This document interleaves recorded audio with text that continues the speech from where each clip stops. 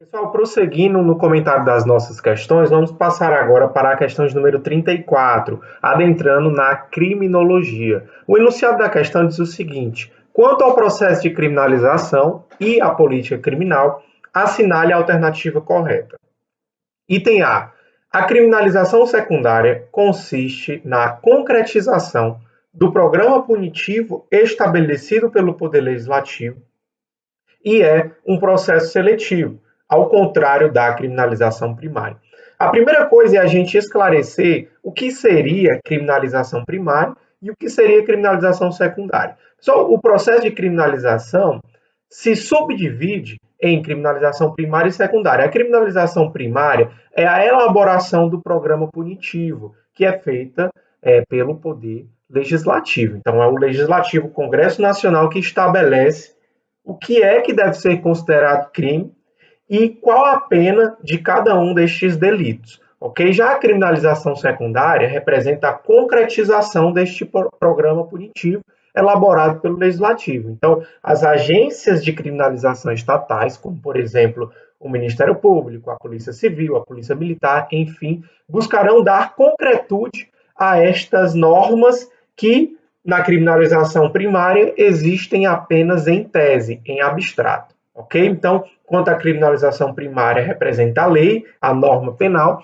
a criminalização secundária representa a ação dos agentes estatais para investigar, processar e punir os autores dos delitos. Ocorre aqui, a gente sabe muito bem, que nem a criminalização primária e nem a criminalização secundária são efetivadas de forma isonômica. Então, tanto a criminalização primária quanto a secundária tendem a ser extremamente seletivas, ou seja, tendem a se direcionar de forma mais rigorosa, de forma mais vigorosa aos integrantes das camadas sociais mais baixas da sociedade, ou seja, aqueles indivíduos menos favorecidos economicamente, ok?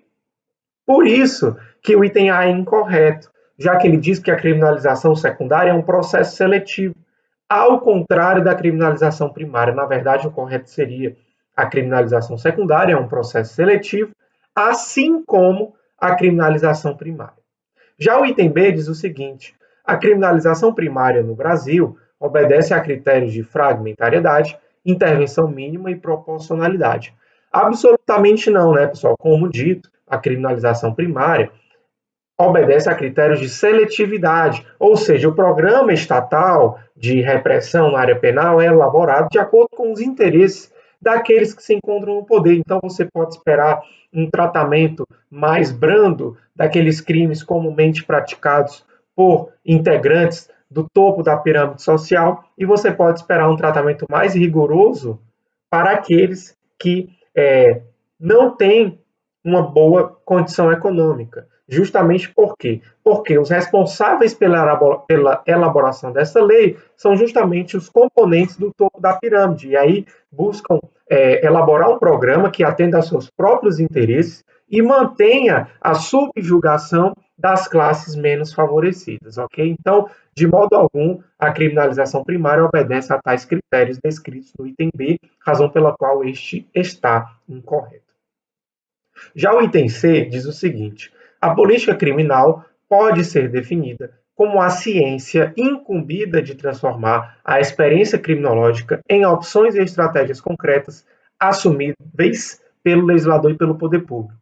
Pessoal, a política criminal, ela representa a atuação concreta do Estado, o qual, se utilizando dos conhecimentos criminológicos, da ciência, da criminologia, estipula a melhor estratégia de combate ao crime. Então, a criminologia é a ciência de referência da política criminal. O Estado, a partir de estudos criminológicos, elabora o seu plano concreto de ação de combate ao crime, seja por meio do legislativo, na elaboração das leis, seja por meio do sistema penitenciário, com a criação de penitenciárias de segurança máxima, com a criação de regimes mais graves, regimes mais rigorosos na execução penal, seja com a condenação pelo Poder Judiciário de forma mais rigorosa também. Então, tudo isso representa a política criminal. Só que a política criminal não é ciência.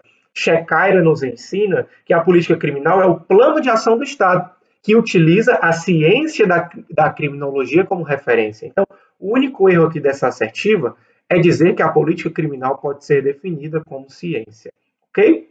O item D de dado diz o seguinte: a política criminal atuarial, a pretexto de utilizar a lógica atuarial na orientação teórica da repressão estatal da criminalidade, provoca uma verdadeira gestão criminal da pobreza, naturalizando uma orientação classista. Pessoal, a política criminal atuarial foi muito bem desenvolvida pelo professor Maurício Stigma, que é doutor pela Universidade de São Paulo e é um estudioso da criminologia muito respeitado em São Paulo e no Brasil todo. E a tese de doutorado dele foi justamente a política criminal atuarial. Então é interessante conhecermos. A política criminal atuarial, ela busca, através do diagnóstico de risco, do prognóstico de risco, classificar os indivíduos de acordo com o seu perfil, tentando antecipar a possibilidade desta pessoa vir a cometer delitos. Então, o indivíduo seria meio que classificado de acordo com a sua periculosidade, ok? Com a sua possibilidade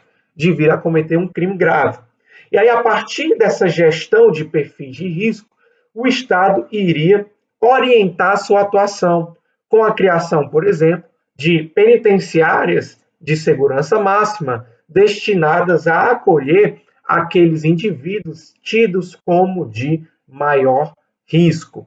O professor Maurício Stigma diz que essa política atuarial orientada para a gestão do risco, ela provoca, na verdade, uma gestão criminal da pobreza. Por quê? Porque aqueles indivíduos das classes menos favorecidas tenderão a ser tidos como de maior risco do que aqueles que integram as camadas mais abastadas da sociedade. Então, aquele indivíduo que mora na periferia de uma grande cidade, condenado por tráfico ou por outro crime violento que costuma ocorrer em periferias, ele tende a ser classificado como de alta periculosidade, enquanto o criminoso de colarinho branco, que suas condutas geram um impacto social muito mais grave do que a conduta daquele indivíduo mais pobre, tenderá a ser classificado como de menor risco, como de mais baixo risco. Por isso que o professor Maurício diz que a política criminal atuarial ela naturaliza a orientação classista dentro da gestão ou dentro do enfrentamento da questão criminal. Por isso que a política criminal atuarial é vista com muitas ressalvas pelo professor Maurício. Então é também por isso que o item D de dado é o item correto da nossa questão. O item E diz o seguinte: a classificação das prisões, de acordo com seu nível de segurança, concretiza o princípio da humanidade, ao passo que permite a separação de presos de maior risco. Pessoal, no item D, a gente viu que é justamente o oposto. Essa política atuarial de classificação dos presos conforme seu risco, ela viola o princípio da humanidade. Por quê? Porque aqueles presos que serão tidos de maior risco terão já suas características físicas pré-definidas, ok? Então, por isso que não há como se afirmar que a classificação de prisões de acordo com o nível de segurança concretiza o princípio da humanidade. Na verdade, naturaliza e concretiza a gestão criminal da pobreza no enfrentamento do problema criminal do Estado. Ok, pessoal? Então, feitas essas considerações, o item correto é o item D de dado.